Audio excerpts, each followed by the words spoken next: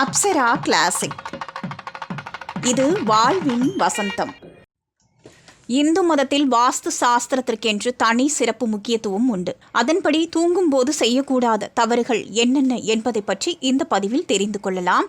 வாஸ்து சாஸ்திரத்தின்படி தூங்கும்போது எந்தவிதமான எண்ணெயையும் உங்களது படுக்கை அறையில் வைத்திருக்க வேண்டாம்.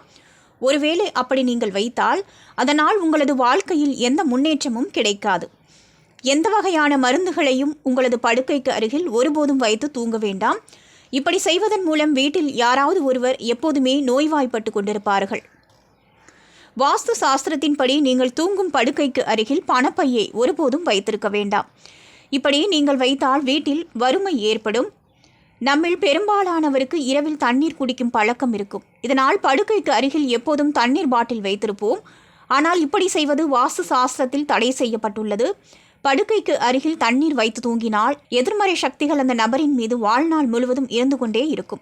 வாஸ்து சாஸ்திரத்தின்படி உங்கள் படுக்கைக்கு அருகில் செருப்புகளை ஒருபோதும் வைக்கவே வேண்டாம். இப்படி நீங்கள் செய்வதன் மூலம் நீங்கள் எப்போதுமே ஏதாவது ஒரு பிரச்சனையை எதிர்கொள்வீர்கள்.